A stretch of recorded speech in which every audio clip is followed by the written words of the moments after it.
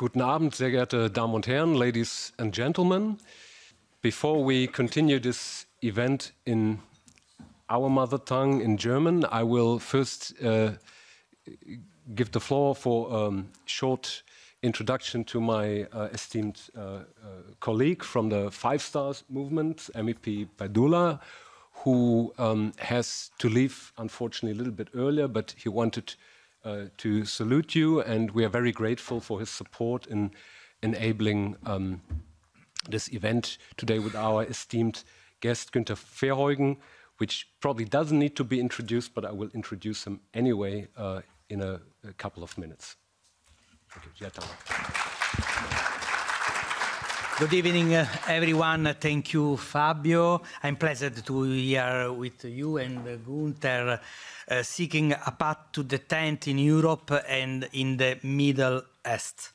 The last act of piracy against the Samud flotilla prove that there are governments unafraid to raise tension or challenge international public opinion. Governments that manipulate the press and hide less and less. We, the Five Star Movement in Italy, have always said that we have no alternative to international law and diplomacy. But a bloc that range from the right party to some of left party has no other horizon than rearmament, sanction, and war. This is why today we need a new policy of détente. I am pleased to explore with you the path of achieving this détente. Thank you all and best you for this work.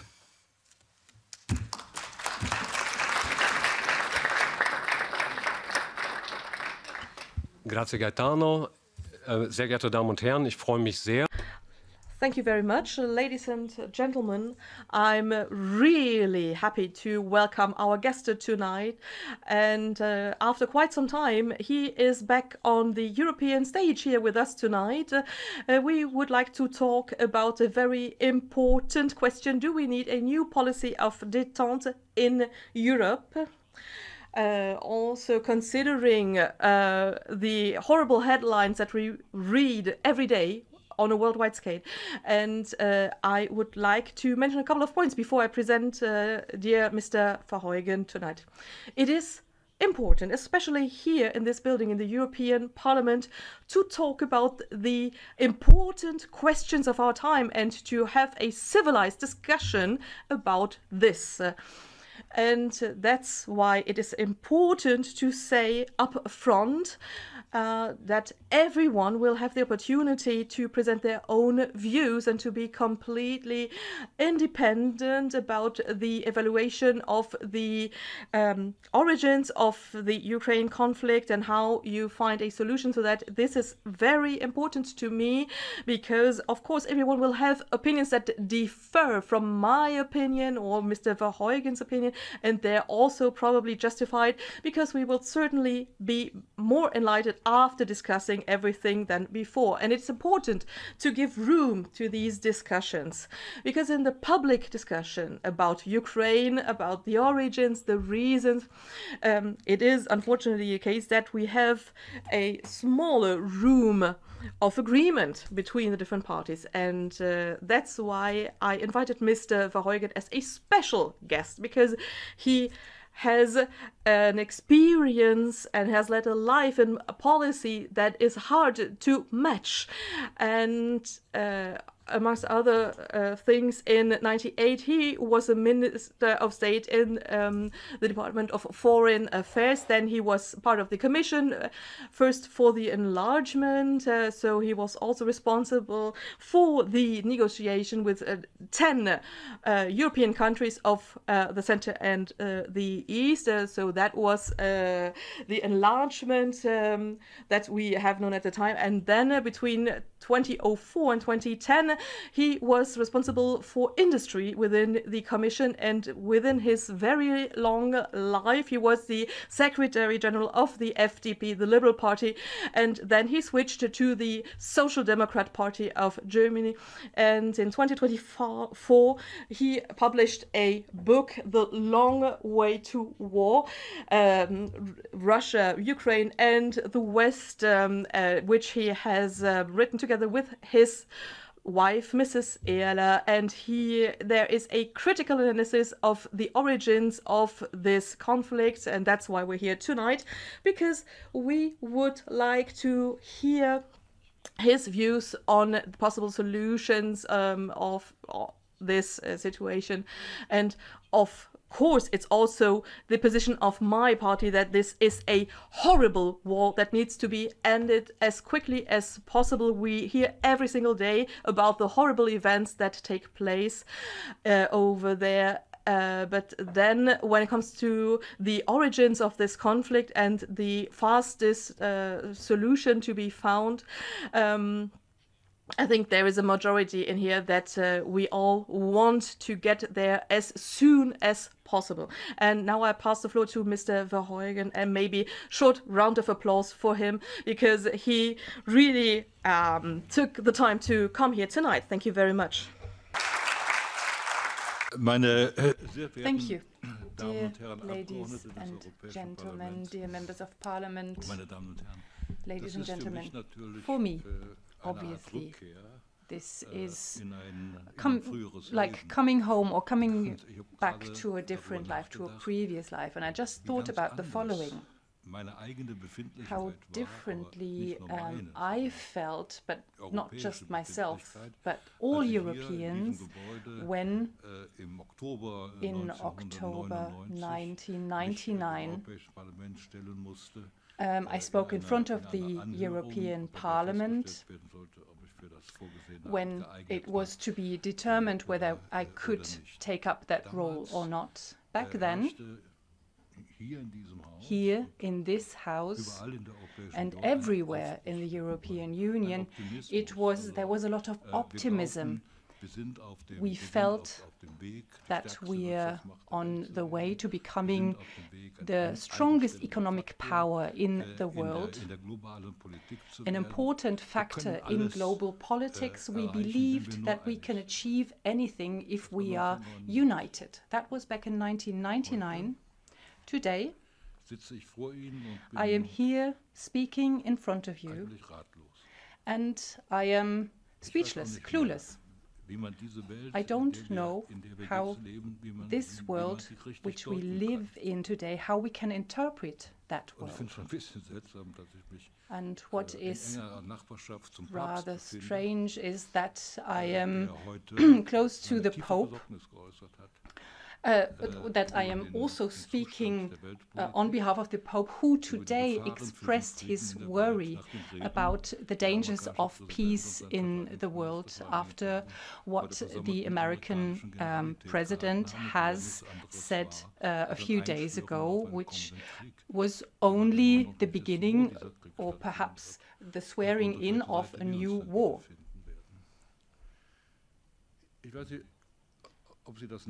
I'm not sure if you can understand, but what I feel is that at the moment we live in a gray zone between war and peace, and we do not yet know into which direction we are headed.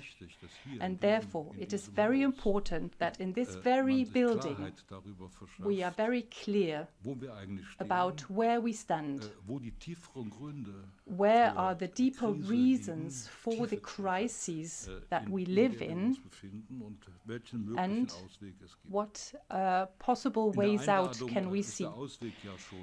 In the invitation, a way out has been mentioned, or a possible solution has been mentioned.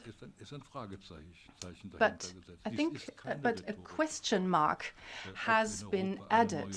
It is not a rhetorical question whether we need a policy of détente in Europe. It is not a rhetorical question, since it is not sure whether we will have a result. We do need a policy of détente, but we don't know whether we are going to achieve just that. Perhaps just a few thoughts on the policy of détente from my side. And what I would like to add is that I feel legitimized to say that, since I might be the only still active politician who in 1975 participated in the discussions, who was part of the German delegation. I actually I participated in the negotiations of the NATO-Russia Act, and from out of that, as a consequence, not just due to that, but significantly due to those negotiations, we managed the huge turnaround of 1991, including the German reunification. That was the result of a policy of détente. Today's politics tend, especially also in Germany, they tend to see a policy of détente as a complete historical event, something that has happened back then together with Willy Brandt and others. But now this has been completed. Policy of détente back then was possible, but is no longer possible today. And this is something that I would like to contradict. And I'm not going to go into further detail. Some might say we need to achieve change due to actions. That was not the formula. This is perhaps some people in industry used to say, but the formula was to achieve change through closer collaboration. To achieve that result due to trying to understand the others. What is the problem? What is the problem of the others, and how can we find a common solution? Policy of détente is not a one-off historical event. It is a political guideline, a foreign politics guideline, which is still applicable for me today, and also a principle of acting in foreign policy. The most important aspect, ladies and gentlemen, for me, for someone working in foreign or security policy, is acting in order to maintain peace. Peace is the most important. Willy Brandt said the following: peace is not everything, but without peace, everything is nothing. And this is something that we have to be aware of if we look at the fact that politics today, politics of tension today, means adjusting to the other. This is something that applies widely. We are not talking about the interests of Russia, but we are talking of the enemy. This is what the Chancellor, this is how the Chancellor phrased it. Yesterday it was said that we need new air defense systems, and the reasoning behind it was that the enemy would not wait until we are done. Therefore, this term has been coined. We do now have an enemy. And politics of tension does not mean to subordinate ourselves to the interests of others, but to attempt to avoid conflicts or to diminish them early on. It does not mean to refrain from our own interests. And back then, in the process of negotiating the NATO-Russia Act, I was able to follow just that. The Soviet Union and the so-called West, they were different worlds. But It was possible Gemeinsamkeiten zu finden, to find mutual ground, and there was a reason. Es hatte einen Grund, warum There was a reason man zum why Ergebnis kam, we came to the man result muss miteinander that reden, we need to man muss Felder talk, suchen, auf denen we Kooperation need möglich to ist. find areas in which cooperation would be Man muss die possible. Interessen der We anderen need Seite to in Rechnung stellen, man muss sie respektieren. consider Und the dabei interests geht es of vor the allen other Dingen side, um and this Sicherheitsinteressen. is very much about security interests. Was die eigene nationale Sicherheit When it comes to our own national security, was sie fördert und was ihr schadet, what das it liegt im promotes, Auge des Betrachters. this depends Also on wir how we look at it. Westen entscheiden We nicht darüber, do not was decide das Sicherheitsbedürfnis, sagen wir jetzt mal, der about Russischen what is Föderation the oder Chinas interest, oder what was is das the angeht. need Das for entscheidet nicht wir. Das security of the Sicherheitsbedürfnis Russian Federation or entscheidet anyone der else. Betreffende, That entscheidet der is Betreffende what the selbst. country Liegt im itself Auge des- decides liegt im Auge des themselves. Betrachters. Und da muss man einfach wissen, And we dass need es to know dass zwei Konstanten, that we in der that russischen we are Politik dealing gibt, with two constants in viele Jahre Russian zurückverfolgen politics kann. that we can Die erste trace back for Konstante many ist years. The first one is Sicherheit für Mütterchen Russland, security Das hat for Russia, absolute Priorität. which is of utmost Und je mehr priority, auf unserer and Seite, the more auf der westlichen Seite, on the western Drohungen side in threats Richtung Russland ausgesprochen are being expressed towards Russia wir müssen den Krieg nach to the Russland, extent nach Russland that tragen. we need to take the war to Russland muss Russia. besiegt werden, oder das Schlimmste, We Schlimmste waren meiner need Meinung to nach win die against, frühere we need Botschafter a victory against gesagt hat, Russia, wir müssen Russland or perhaps dahin bringen, wo even Deutschland im Jahr we need 1945 to take Russia where Ja, hat er gesagt. Germany Also was völlig- in völlig 1940. kaputt und, völlig This is kaputt what und has und been das- said. Solche Drohungen And haben those eine threats einzige nennenswerte Auswirkung. Sie only vereinigen have das one russische Volk consequence. hinter der They politischen unite Wenn man glaubt, the Russian man kann population dadurch ein Regime behind in Moskau beiführen, government. Dann täuscht man sich ganz gewaltig. Also Sicherheit Security ist das, is was für jeden russischen what Politiker is of die höchste Priorität hat. utmost Und das kann man bei der priority for Geschichte des every Landes Russian ja auch politician. And durchaus- this is what you durchaus can verstehen. see, what you can understand when looking at Russian history. Es war ja umgekehrt, Napoleon und Hitler. And this is what you can very much understand if you look at Russian history. The second aspect is the wish for equity and respect. As a nation, as a country, that when it comes to regulating global problems, plays an equal role, and therefore borders have been crossed when the American President Obama said that Russia would only be a medium power. He knew exactly what he said when he said it, and what kind of feelings he would stir up with that expression. The historical politics of tension that you all know is motivated from the worry of a nuclear war. Da waren die Entspannungspolitiker der 60er und 70er Jahre nicht The ersten. politicians Der of erste, détente of the 60s and 70s Politiker, weren't the first Wissenschaftler und of their Künstler und kind. Intellektuelle hatten das schon viel früher gesehen, aber der erste Intellectuals, namhafte artists Politiker, der das bekannt had war already Kennedy. seen that beforehand, but the first politician who had Aus Kennedys große Rede vor den Vereinten who had Nationen, discovered that was Kennedy. im September, And in a speech in front of the United 1963, Nations in 1963, just before he was assassinated, he said that we need that there should be better arms than submarines or nuclear bombs, and this is called peaceful collaboration.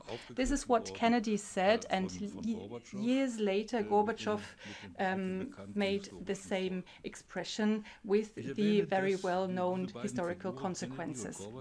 Those two political figures, Gorbachev and Kennedy, two very important political leaders, have achieved the result of a policy of détente.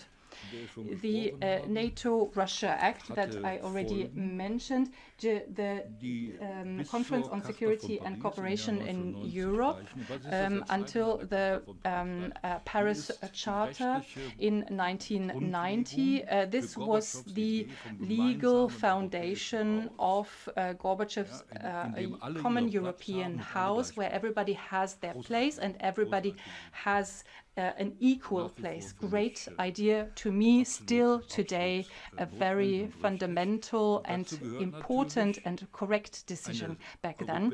And this obviously to that an inclusive security structure that involves the entirety of Europe. And ladies and gentlemen, our problem today is not the fact that we have believed in the possibility of a European security system, but the problem today is that we haven't achieved it. We haven't put that into reality.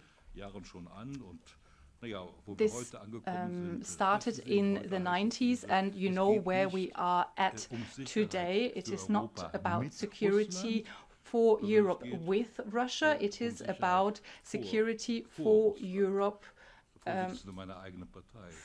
for Russia. This is actually the head of my party who announced just that, and this makes me rather sad.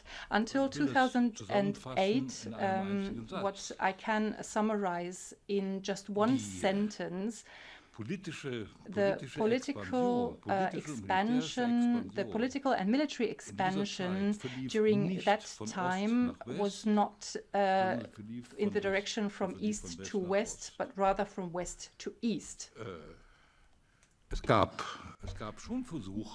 Of course, there were attempts to create a common European bracket, if you wish. Maybe you don't remember that, but at the time there was a strategic partnership with Russia in the early 2000s, and within the framework of this strategic partnership I was responsible for the whole entire industry, technology, trade and so on with the Russian colleagues, and we had the following experience. For years we had serious work about a discussion about a common European economic area from Lisbon to Vladivostok. This was not a chimera of sorts, it was not utopia of some political thinking. No, it was a quite realistic, absolutely possible option. And then we had the NATO-Russia Council and the NATO-Russia Act, founding act, where it was all about securing a permanent dialogue between NATO and Russia. But it was only possible because of reasons that are quite hard to explain. But the way towards NATO was closed for Russia from the very beginning. So there could be an eastward expansion, but one country could not be part of that. And then Russia, of course, kept asking the question, why are you doing that? Why are you creeping closer to us all the time? Why can't we stick to the pact? And of course there is this whole discussion about whether this was actually promised to Russia or not, because it was not written down. But let's not stick to that, because for the end result it does not really matter. But there was a protocol about it, and there was no doubt about oral promises being made to Gorbachev. He talked about this with many people. He told me that, of course, there were promises being made. We will not move 1 inch closer to the east.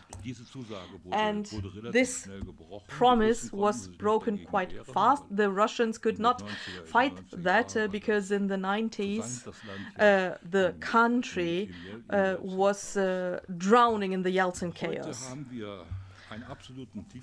Nowadays, we see a low point in the relationship between the West and the East.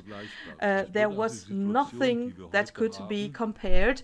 And the situation we see today cannot be compared with the Korea crisis or Cuban crisis or the whole entire Cold War, because we have something that is far more dangerous.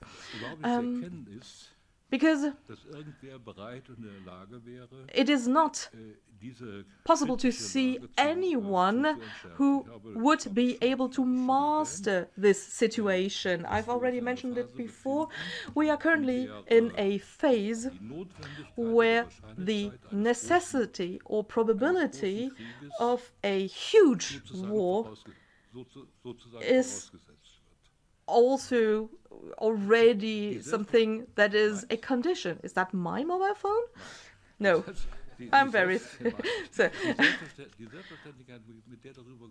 And we are talking about this necessity to prepare for war, and this very often doesn't need any further explanation. So this goes to show that this is quite realistic in the minds of people. And the question now is, how did we get to this low point? I think the key date here is the year 2008, where there was a NATO conference in Bucharest, and there was a promise being made to Ukraine that they would become a member of NATO.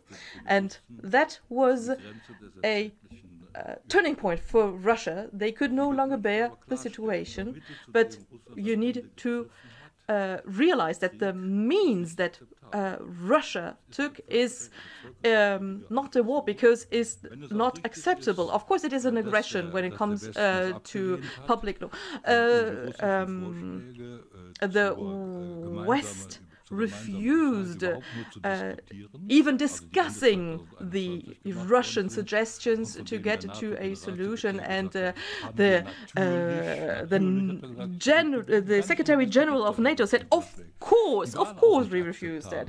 Of course the suggestions were acceptable, but no one supposes that the first proposal being made could be the end result of a negotiation. I don't go into a negotiation by saying, this is my minimal position. No, I try to get the maximum out of it. I wanted to get the utmost, and that's why I start with the maximum position.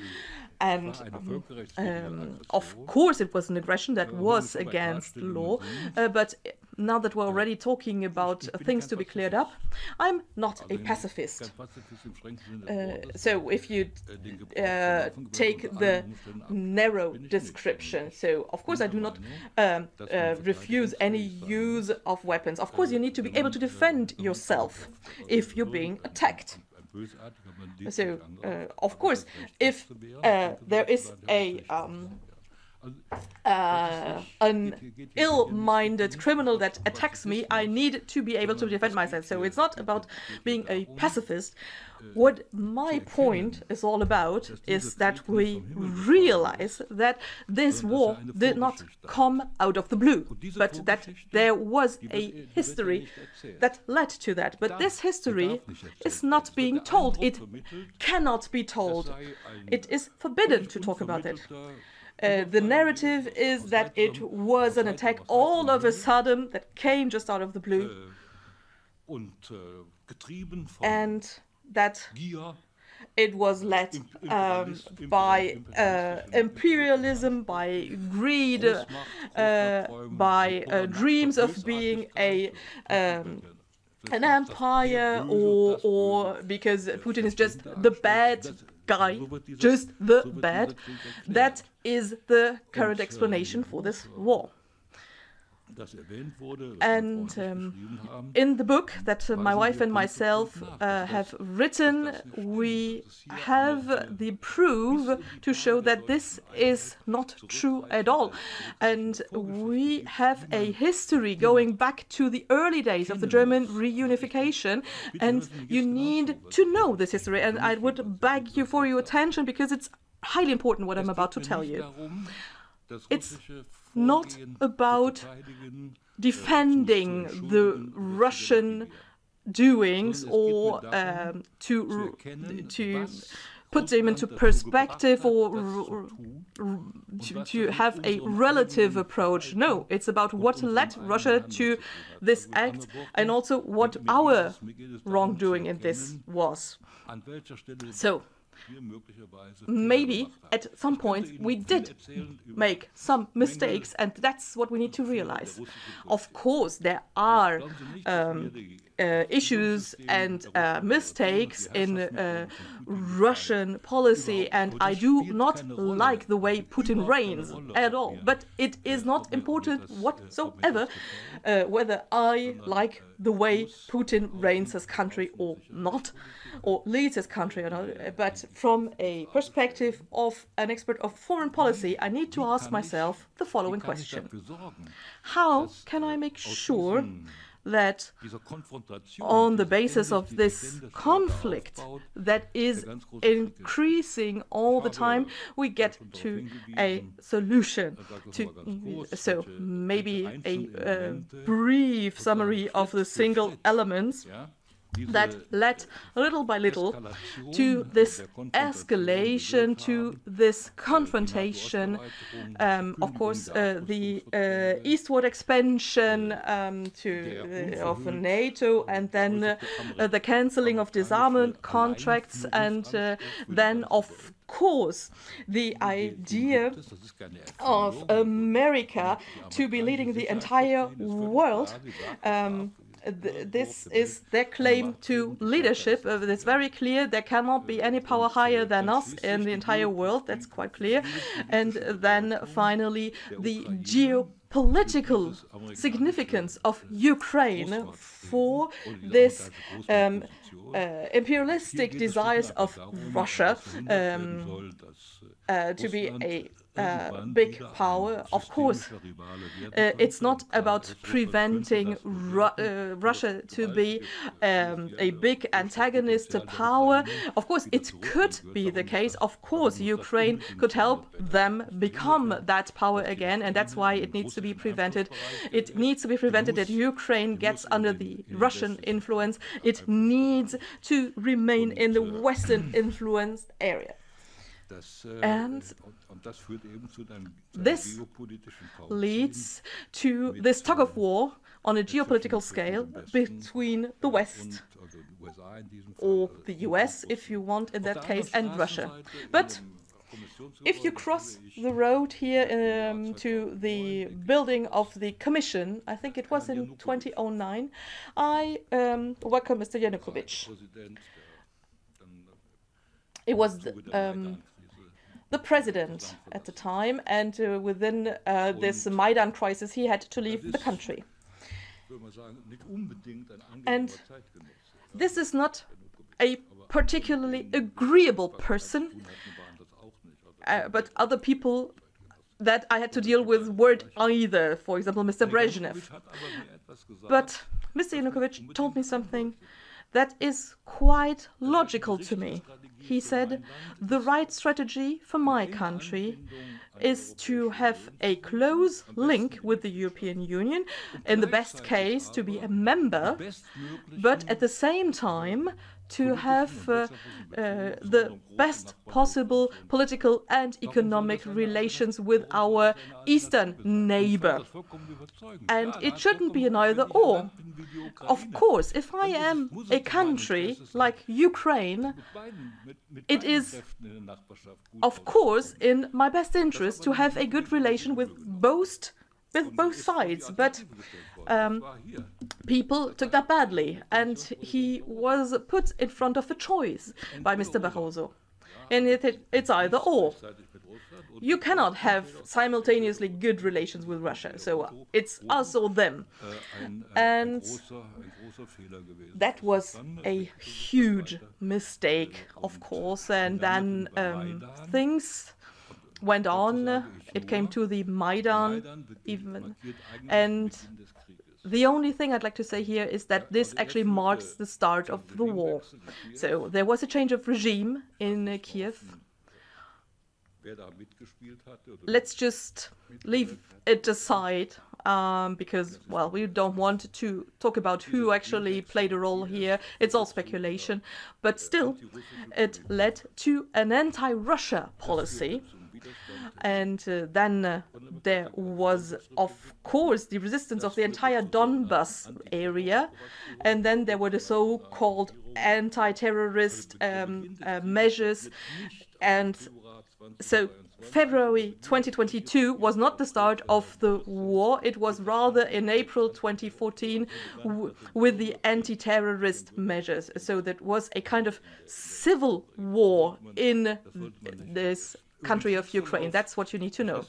And during such a war, you all are very well aware of that, there are different narratives going on.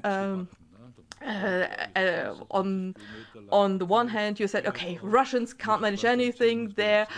They have been standing over there for 40 kilometers away from everything. They had to take out chips of other things to be able to use them someplace else, or they need to dig their own trenches with the shovels and so on. But all of that was made up. It's all propaganda. But once this narrative could not be held up any longer, it was all of a sudden, the Russians are standing in front of our doors. And if we don't stop them over there, tomorrow they will be here in our streets. And there was a high hysteria. A well-known professor said, well, they will be here by summer. And I said to my wife, well, let's just go over there earlier so that we're there to welcome them when they come, and we need to make sure that we take care of our house at the time. But of course, it was all really colorful nonsense. But this whole narrative that this is the beginning of a conquering attack, and this whole poison is being fed to us, because there is not the slightest proof for that.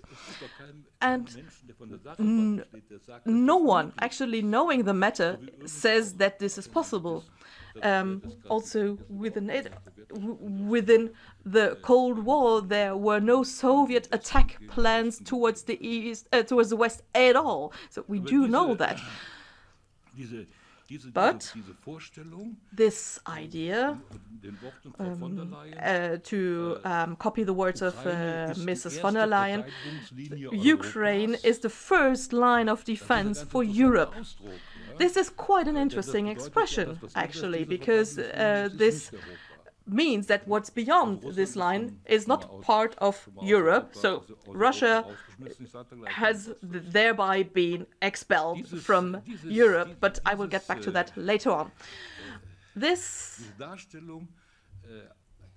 way of presenting the Russian imperialist policy that is an immediate threat to us leads to the fact that the Western goals are defined for Ukraine, so it needs to be a victory, and this victory leads to peace. And then, once Ukraine has won, and then we define the conditions, and then we need to have a political isolation of Russia. It needs to be a pariah.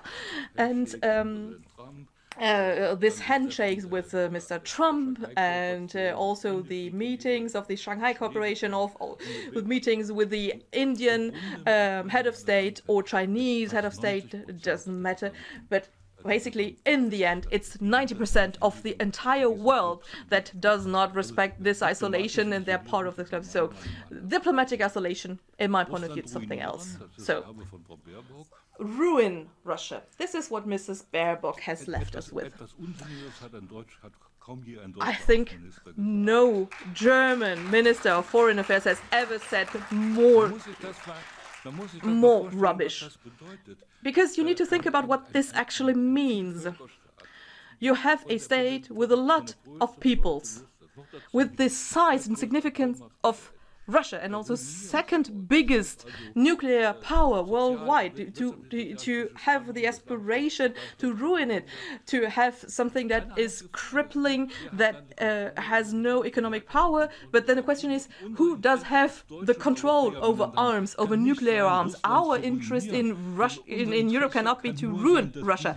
It can only be in our interest to have a country that is as stable as possible. All of those targets have not been achieved. And now we entered into a new phase. American politics, we can no longer know what they want. I think nobody knows. And Trump basically threw Ukraine in front of our feet and told us, well, this, you have to deal with that. Now the Ukraine says, well, yes, he tells Ukraine that you can have all of your territories back, but the Europeans have to help us, and now they want for the fighting to continue, and decisions need to be made. And it seems that we favor continued fighting to the detriment of a peace solution, since the danger of an enlargement of the conflict, of an extension of the conflict, is getting bigger every day. But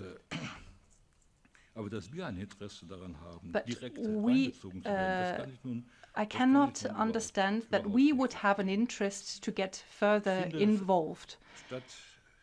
Instead of putting everything on the military card and thinking that we can still change things around, we should choose another approach. First of all, we should try and find possibilities, opportunities to find negotiating solutions. We are free to do just so. I don't know if Russia would be prepared for such a solution,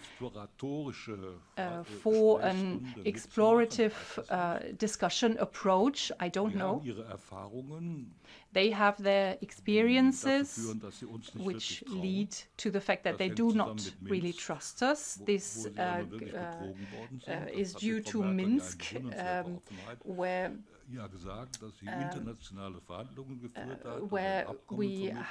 there were international negotiations with a result, but this was only in order to gain time, so that Ukraine would have time for armament. I cannot believe that Russia did not notice, and in so far I don't know whether there is preparedness for such a solution, for those negotiations, but I would not necessarily rule the possibility out. In our own thinking, we should go back towards an thinking, a European thinking, to the extent that the European Union is not Europe. Europe is more than just the European Union.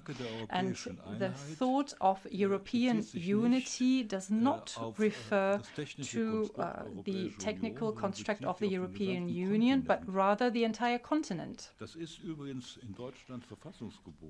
And in Germany, this is laid out in our constitution. I do know that, since I am the head of since I have been the head of the relevant committee of the Bundestag. Since the change of our constitution, Article 23, I was tasked with, and it says very clearly that Germany and that Germany should advance the target or work towards the target of European unity, and in order to achieve just that, and that it should work towards that target together with the European Union. And this, therefore, this is being described as a means to an end in our constitution, and that is the European unity. However, in order to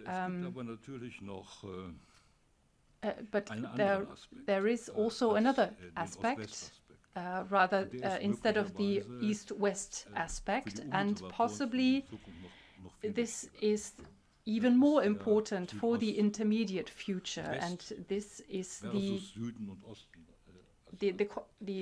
aspect, the West against the South and East. We do experience that the world is reshaping. New political blocks, new industrial blocks are being created, economical blocks, and the political dynamics are shifting from the classical West towards the South and the East. And I can tell you that we will have to change profoundly as Europe. You know, perhaps you also think about just that. How do we, as white Europeans,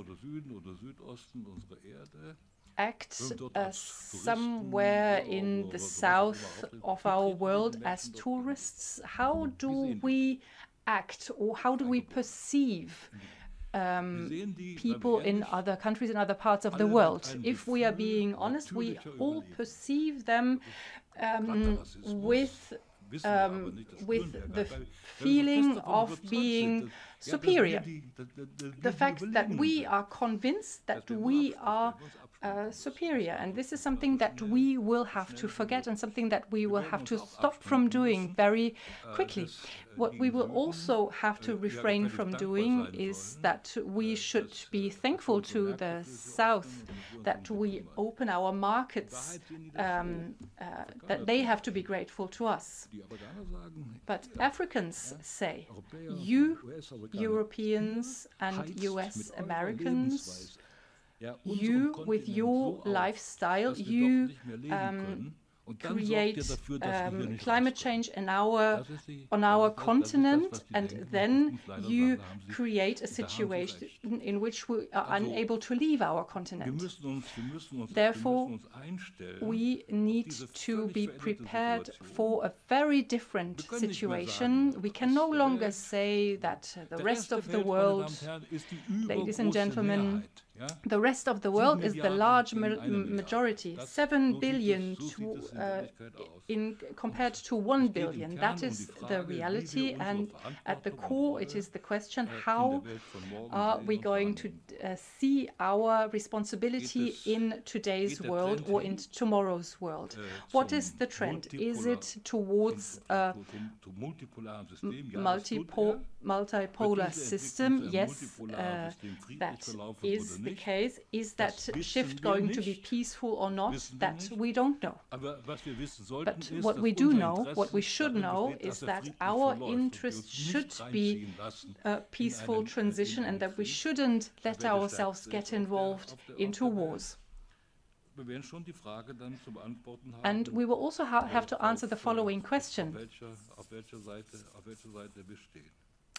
On which side are we on? Our interest as Germans and as the European Union can only be a peaceful cooperation with everyone. Armament is the wrong way. There isn't any worse investment than armament. And another American president, by the way, said that every dollar being spent for arms is a dollar that is missing for the solution of real problems in the world. That was Eisenhower who said that. And That is true, in my opinion. Armament increases tensions and at the end of the day leads to an open conflict. You know the arguments against what I just said. The arguments are we cannot trust the Russians. They lie once they open their mouths. They do not adhere to negotiations. I could contradict just that, but I'm not going to do that. But I would say let's try. Chancellor Kohl, when Gorbachev made his suggestions, including the suggestion of disarmament, he said that this would be propaganda, as Goebbels would have mentioned it. And Genscher said, well, we should just wait and see if he keeps his word. And that is what became true. And that was also the case at the CSCE. And this is something that we can learn from. We should learn from. We cannot change geography in Europe. Russia is where it is now, and it's going to stay just there. That is not going to change, and at some point the war is going to come to an end and Russia will still be there. And this is when we will need to find a way on how to deal with one another. I recently went back to Bad Kreuznach, where I was born, and at different sites I came across memorials to a very important event in 1958, the first meeting between Adenauer and de Gaulle, and the meeting that today is seen as the beginning of the German-French friendship. And when I saw those memorials, I thought, well, what a great initiative. What did de Gaulle achieve just a few years after this war, when France was attacked, when he managed to shake our hand and to suggest peace? This is what was possible, and the Germans were those who benefited from just that. And I would like to ask all of us to think of just that. If we look at the question on how to deal with Russia, one has to take the first step.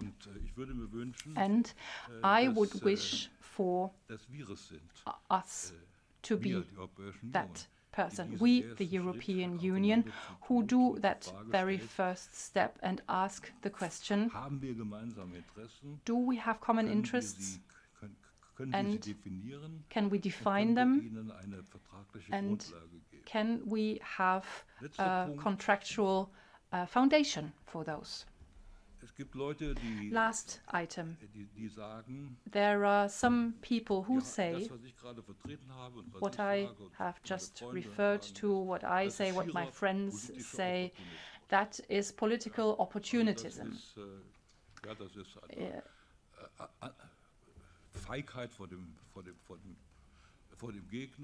It means that we are shying away from the enemy. It means that we are just accepting what they ask us to do, and against that opportunism, we can then see that foreign policy. And this is where I would ask the following question. If a position, someone who says we do everything we can in order to stop people from dying, we do everything we can in order to find a solution that is bearable for both sides, so that not 7,000 people die every week, what is being the case today. Is nobody interested? 1 million people who have died. If I say we want to end the war, it means that I defend the first human principle, the first basic principle, and that is the right to live. And this is what is an utmost priority for me. And I do not let myself, from Hofreiters and Baerbocks, I do not let them tell me that I represent a policy that lacks empathy and humanity. I think it is just the opposite. Humanity and empathy are lacking with those who keep telling us that Ukraine has to continue fighting and that they have to defend our security and our freedom. Bruno Karl, the president of the German Constitutional Service, he said that the earlier we stop, the earlier the Russians will be able to attack us. I think that this is ridiculous. Well, value-based foreign policy for me means the following, that the experience we have collected over the last 80 years, on how to solve conflicts, on how to prevent conflicts, and on how to end them. These experiences, for me, we have to use. And what I wish for is that we achieve a change in politics in the member states and in the European Union.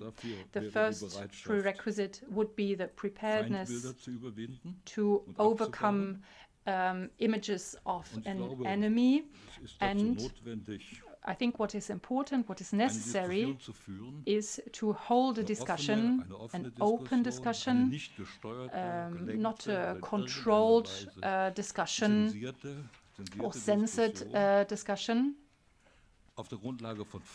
on the basis of facts and not on the basis of simple statements or wishful thinking. That is the first thing that has to happen. Only then we can come to the conclusion of what needs to be done. And I do very much hope that today's meeting may contribute somewhat to that discussion. Thank you.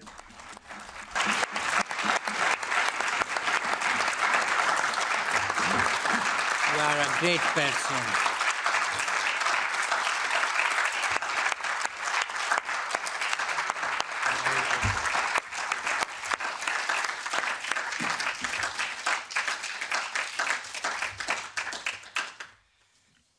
Vielen Dank. Thank you. Vielen Dank an Gaetano, der leider Thank you, Gaetano, who unfortunately has to leave because he has another meeting. Thank you very much, Günter Verheugen. You know the situation that is awaiting, that there will be questions being asked as the former Vice President of the Commission in this very building. You are well aware of these questions. And I would like to come back to what you said at the very end. I'd like to cite Zelensky, because I think it was quite exceptional the way he expressed this very clearly in March 2022 in The Economist. At the time, we had talks in Istanbul going on, and he said the following: there are people in the West who don't mind a long war because it would tire out Russia, even if this would mean the end of Ukraine and lead to the death of Ukrainians. This is, of course, in the interest of certain countries. These were the words of Mr. Zelensky. And I think when discussing this subject, we should remind ourselves of these words. And second point, I would like to highlight what Günter Verheugen said. Of course, this war is an atrocity, a horrible tragedy, and we condemn this war because it is against international law. But it's one thing to end a war, and it's a completely different thing to judge a war. And we're here for that tonight. I think we should not only talk about Ukraine, we should also talk about ourselves and our own future in Europe.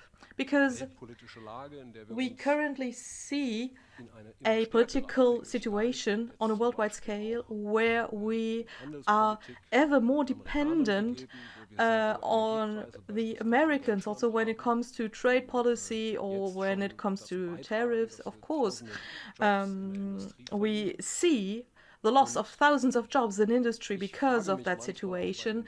And sometimes when discussing things here in the European Parliament, I ask myself quite often, even if I'm in a minority position within this parliament as a member of the Bündnis Sarah Wagenknecht, how it is still required to spend as much money on rearmament.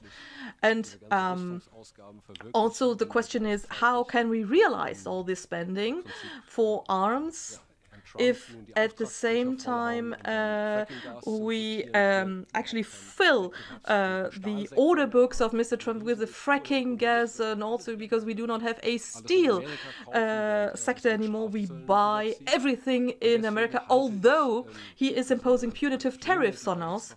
And I think this is a huge program that is being followed right now that leads to the deindustrialization of Europe, because the question in the end is the same old question: cannons or butter?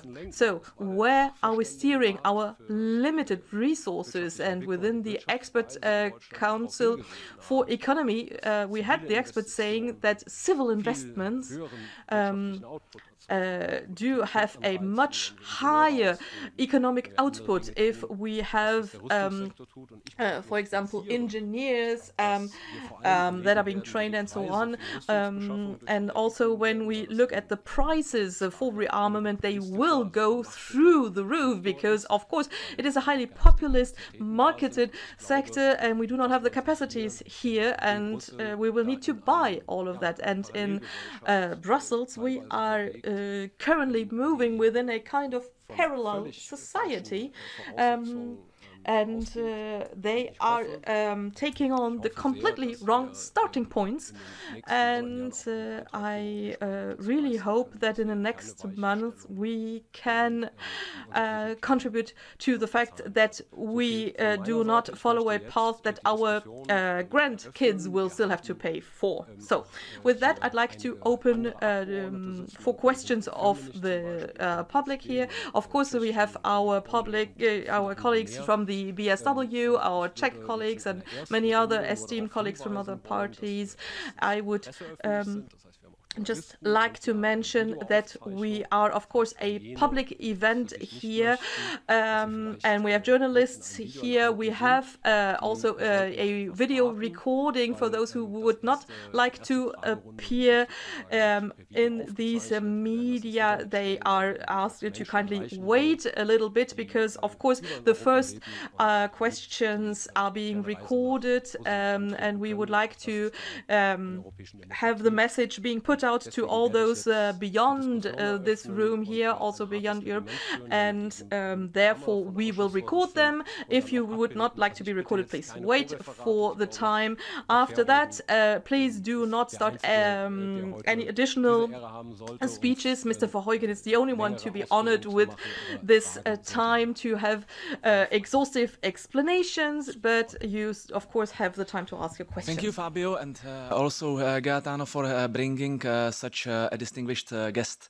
I'm a member of Parliament of Czech Republic, so my very presence is in causal relations with work of your Commission and you in particular 20 years ago when Czech Republic joined the EU.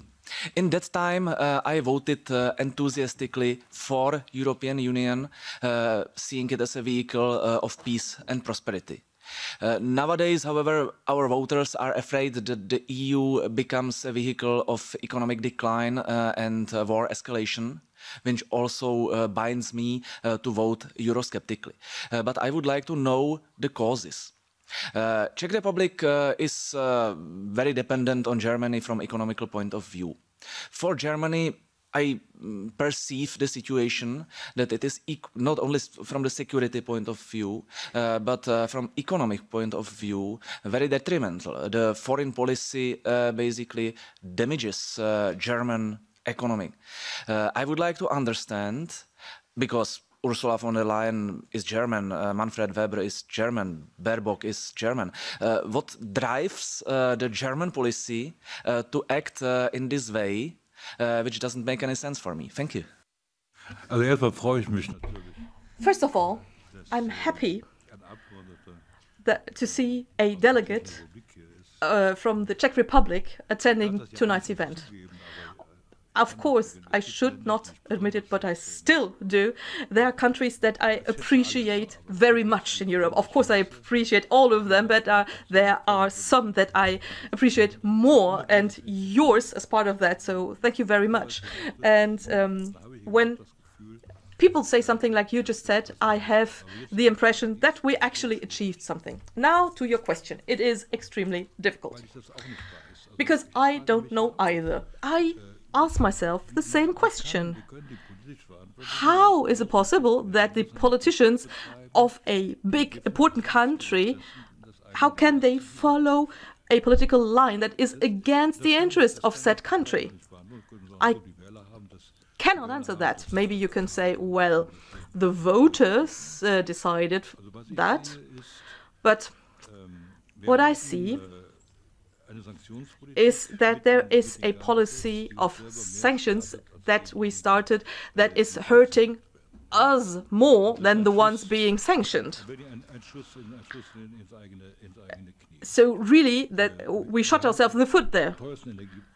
We have the most expensive energy prices worldwide, and they will keep going up because we are now dependent of the import of fracking gas from America in order to feed our industry. But, well, things will not improve in that area. So there is a huge amount of debt that we are accumulating, and it has already been said that this part of the debts that is now planned for the rearmament will of course have economic implications. It has to be paid back at some point. It's only possible by reducing spending or by inflation, and all these debts incurred because of the rearmament will at some point be paid by the weakest of the society. And this is also part of my party's book. And if my party would ask itself the question why they are where they are, I could tell them, of course, here is an answer for you. You had a different possibility here.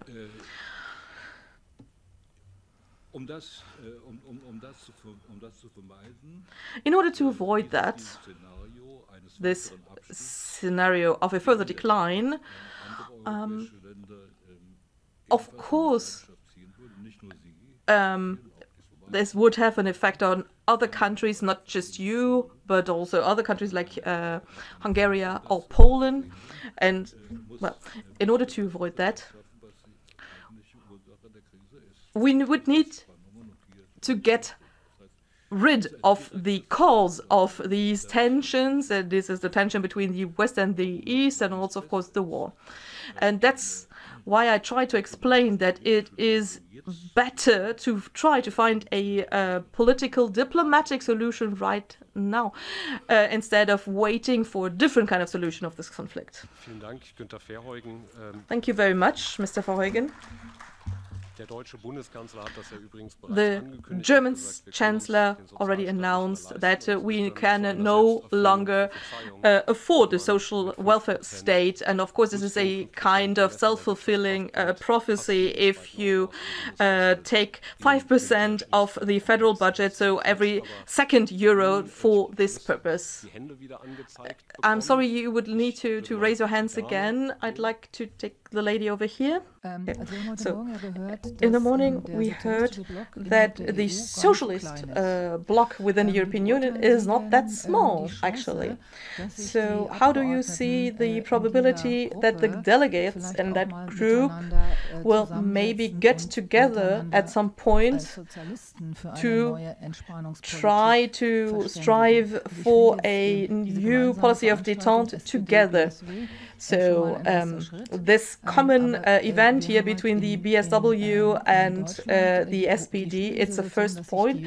But in Germany, we have the difficult situation that those parties for peace are very much differentiating themselves from one another, and also during the election period, they actually said, well, those people with the peace flags, they are fallen angels. This is for me to answer. I was, first of all, a little bit confused when you mentioned the socialist bloc, because I was wondering whether we would get back to a historic situation, but now I got you. I am talking every day to members of this Social Democrats or Christian Democrats, and there is an ongoing discussion, be it about the public television, that people no longer bear that. So, when it comes to Ukraine, I'm quite close to Mr. Verheugen, but for me it goes without saying that someone with his experience, which is far beyond what I have ever experienced, who has many smart thoughts about the current situation, that he is being invited here. And if the party does not do that, well, it's their own fault. That's all I have to say about that. But of course, also in the past, we had events with Galbraith, for example, with the economist of the USA that talked about the sanctions. We had social democrats also attending, coming from other countries, and this is something that I wish for very much, and it is not just about the social democrats. Well, I'd like to add something.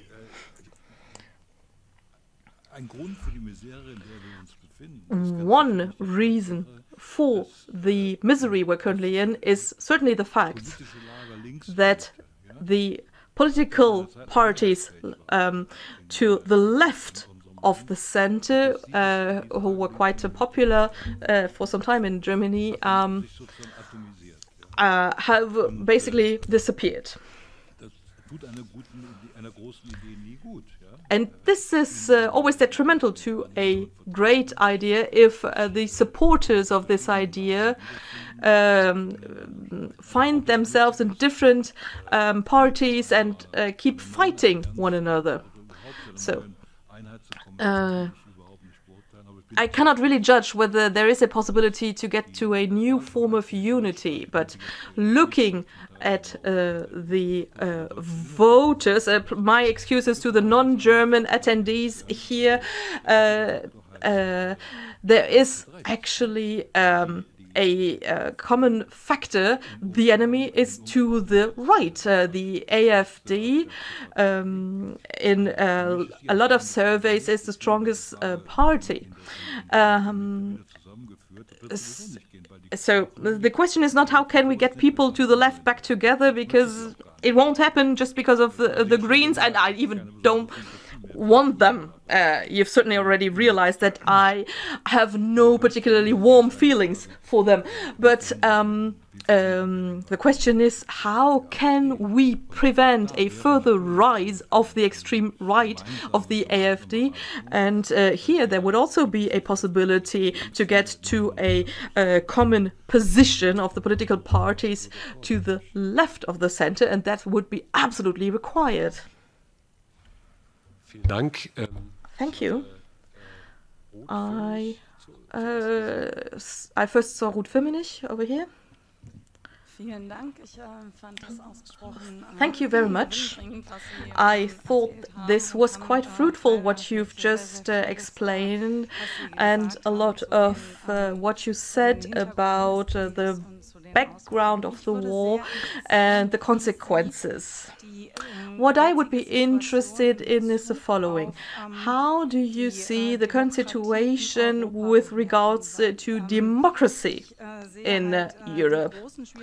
Because the huge challenge here is the way we treat the war in Ukraine and all the positions that differ from the one being described. It is always brushed aside, and I was just in Moldova together with a delegation from the EU to observe the situation, and there are some hints of creating a situation just as it was in Ukraine with the separation of the country or an internal split, and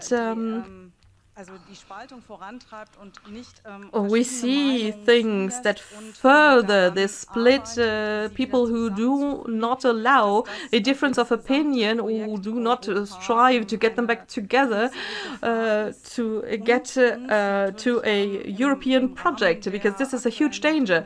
And looking at the current events on a worldwide scale, we have enormous problems. But the way we're currently working in the European Union, I do not see that many possibilities to create some kind of change here. And that's why I would like to hear your vision of things. What actors or possibilities do you see everywhere? Because you need to go that far. In Europe, we won't move ahead right now. Maybe there will be a more peaceful future for Ukraine. How can we find a solution more quickly? Because with the current rhetoric we see also everything that is going against the European interest, how things could actually be managed. Thank you. Ich würde noch eine Frage hinzunehmen im Sinne des Zeitmanagements. Perhaps we'll add one more question. I saw the gentleman over there, but perhaps the lady over here, please.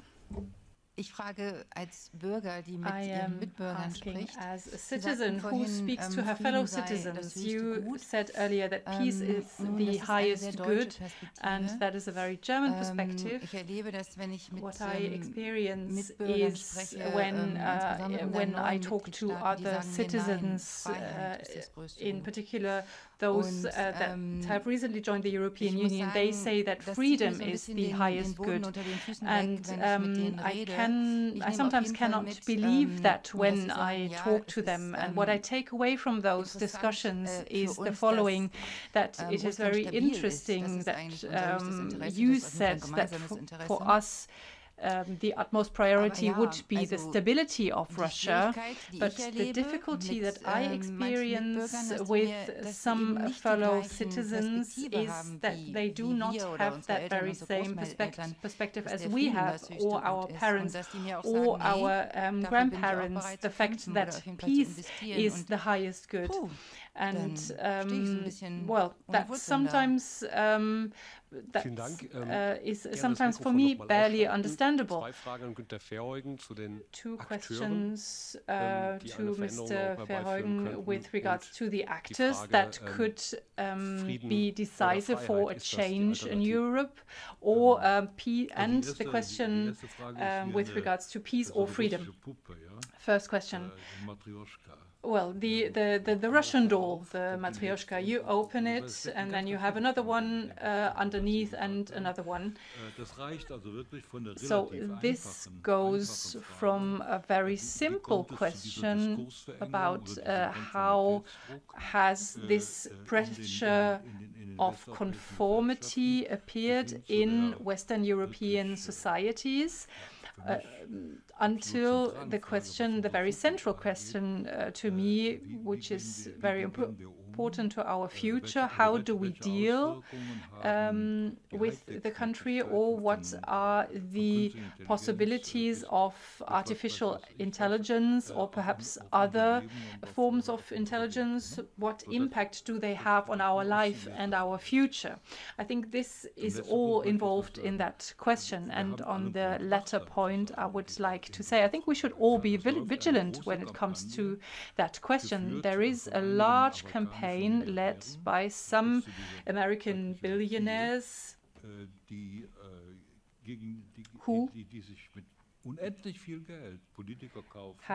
who buy politicians with loads of money in order to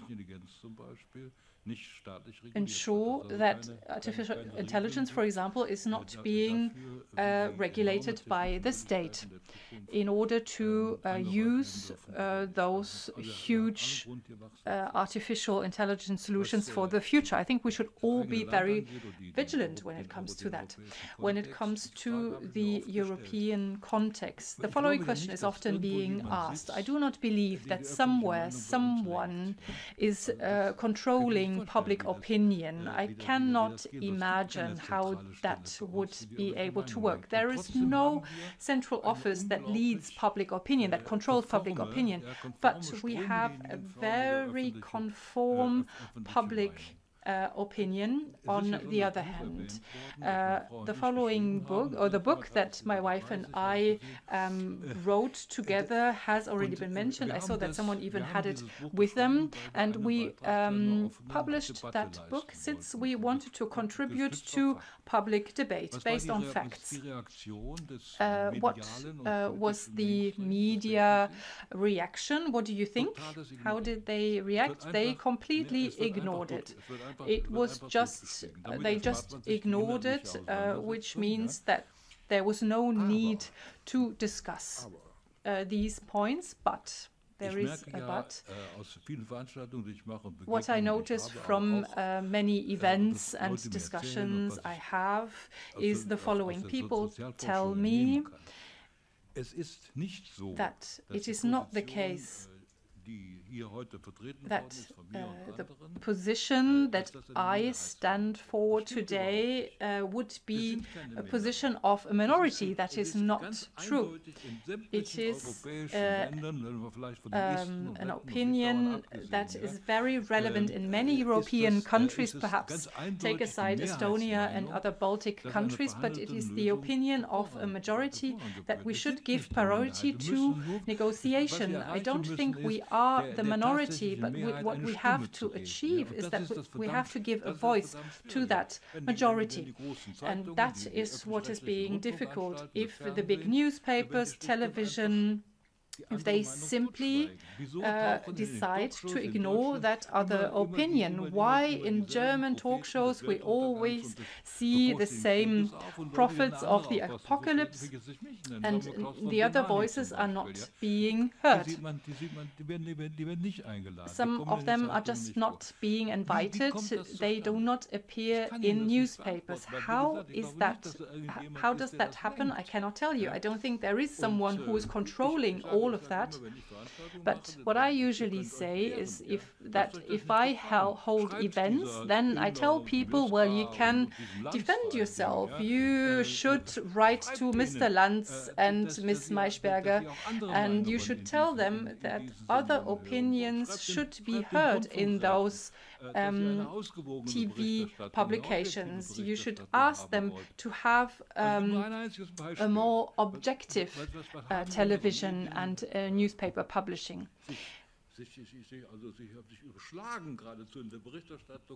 Well, the apparent, the supposed involvement of Trump in Russian affairs, this was being exploited by newspapers and television, and it turned out that that nothing was behind it.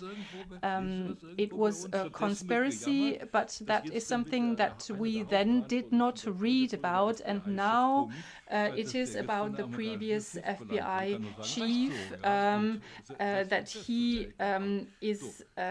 he is appearing in a legal case. Well, I think what we have to do is that we have to contact the newspaper and TV outlets. We have to tell them that we will not accept that. That is the only thing I can tell you.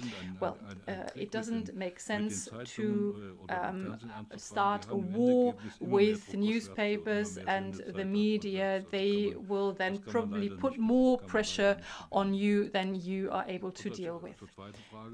On the second question, well, obviously we have different opinions, but the rather philosophical question about the hierarchy of values, normally,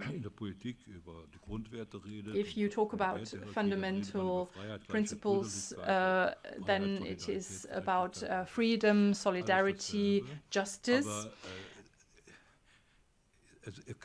But what is very clear is that those values of freedom, solidarity, and justice can only be achieved in a society if the right to live is being guaranteed.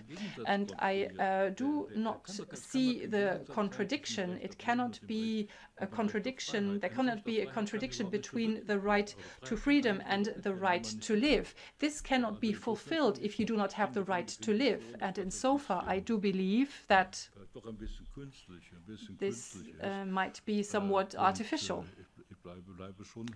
And I stand by what I said. The accusation that with a policy that I represent, we do not represent values, I do not understand. Thank you. We are working with interpreters and we would like to ensure that they can go home on time, and they might just leave at some point. And I do know that many of you would like to ask questions or make comments. We can probably add a few more minutes. The interpreters agree to add a few more minutes. Apologies for the guests who do not understand German. I might be able to interpret myself. Well, but in this context, I would also like to refer to the following. There are a lot of surveys in Germany that show that Green Party followers, Green Party voters, for example, many of them favor military armament deliveries and military support. But if they are being asked whether they themselves would be prepared to take up arms, then they are being less prepared to get involved. So therefore, perhaps the alternative between freedom and peace could also be due to the fact that the war is being led by others. The war is being fought by others. If the war was in front of our doorstep, then perhaps they would answer entirely differently. But of course, this has consequences.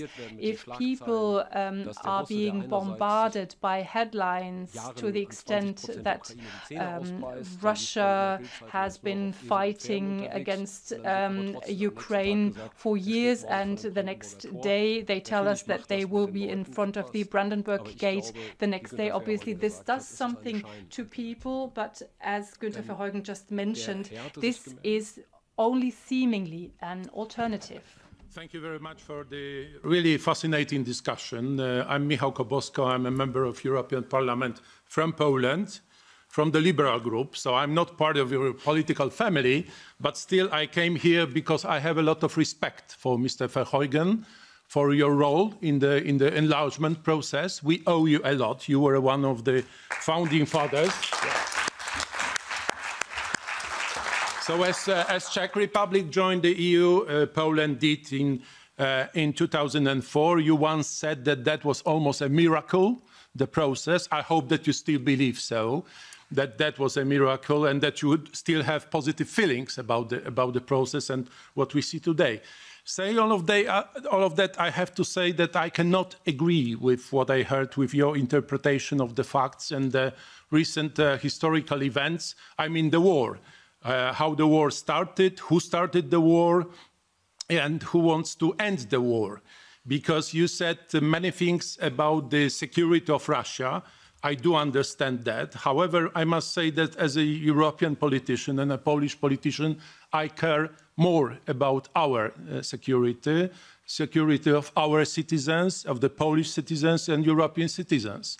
So this is why I believe that when somebody is starting the war, somebody, and you said so, has the full right to defend. And this is exactly what happened.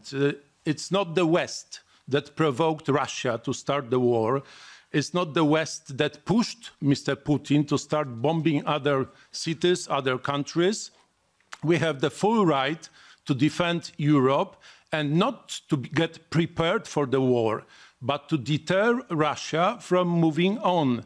Mr. Putin was always saying that Ukraine is just the beginning. It was his point. He promised to his own people that he will restore the empire, that Mr. Gorbachev led to dismantle the empire, and Mr. Putin will bring it back. That was his message, and this is why Russians love Mr. Putin. This is what he promised to them. So, again, you said some very right things. You said the first human fundamental right is a right to live. I couldn't agree more. So I understand that you are offering this right to the Ukrainians also, to the people who were bombed and killed and massacred and tortured. And this is what has been happening for this 3 years. You also said that armament is a wrong way and armament increases tensions. Again, I couldn't agree more. I understand that in this way you are criticizing Mr. Putin for introducing a war economy in Russia. Russia could be a very normal, a very stable, a secure country, but it's the decision of the Kremlin to go a different way. So again, we are not in a mode of the hysteria. I'm not saying that they will go to Berlin anytime soon, that the Russians will be there. It's just that we have to make sure, because we as responsible politicians, we have to make sure that Russia will not continue its aggressive moves against its neighbors. Thank you. Vielen Dank. Vielen Dank. Und ich will dazu sagen, thank you.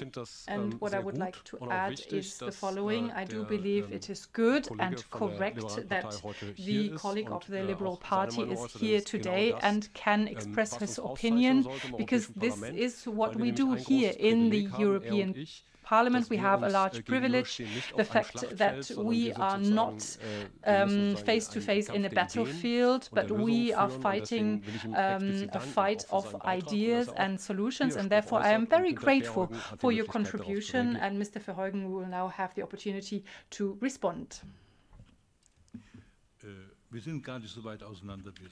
Well, I think we may not, our opinions may not differ that much, but there is one thing that I would like to mention. There is a statement from Putin to the extent that whatever his goal is in the Ukraine, which is not very clear, the targets, the goals do not mean, it does not necessarily mean that they want to take over Ukraine. Let's leave that open, but there is no statement from him that would state a reason that this is only the beginning. But I know what you meant. Putin did indeed say that it was a geopolitical catastrophe of the 20th century, but he added something: everybody who would try to put it back, that this would not be possible. It is not possible to recreate that union, and I don't know what the Russian goals of the war are, and this is also subject to negotiations, and I always decided to not answer the questions about a possible solution after the war. I could not tell the Ukrainian population what they would have to refrain from after the possible end of the war. This is what they have to decide. But I do agree with you when it comes to the question about the justification of this war. I did not say that I justify this war. I did say that I do not justify the war. But in order to prevent from something like this happening again, and in order to find a way to end it, we need to know how such a situation could be created in which one party found war as or chose war as a solution.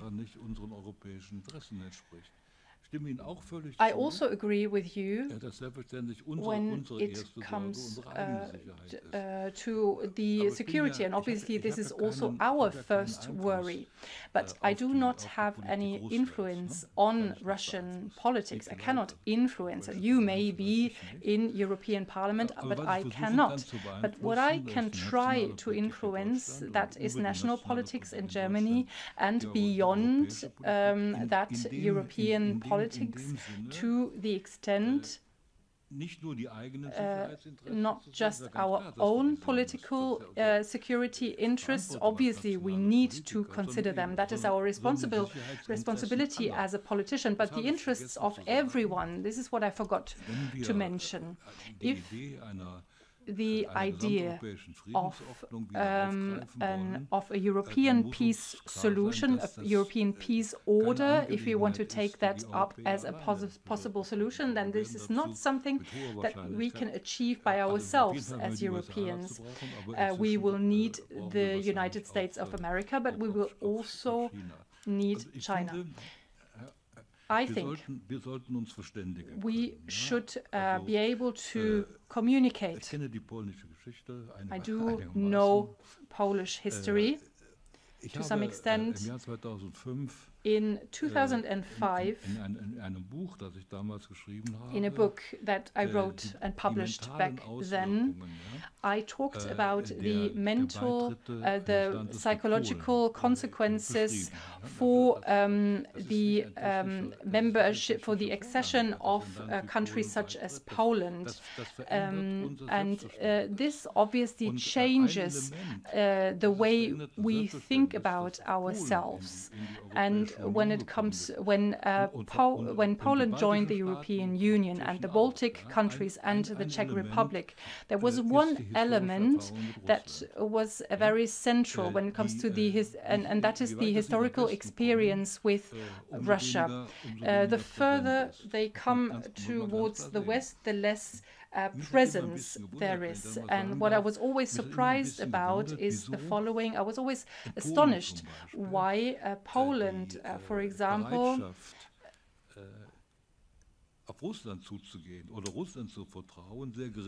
where there was less preparedness to trust Russia, or almost no preparedness to trust Russia, whereas the preparedness to collaborate with Germany was always rather high. And this is something that always astonished me, but this belongs to those feelings that I just mentioned. I think it should be in our common interests, and I'm going to end with that. It is in our common interests to avoid the escalation of conflicts that can be prevented. And this conflict could have been prevented if we had chosen a different policy. And this is what I will stand with. Thank you very much.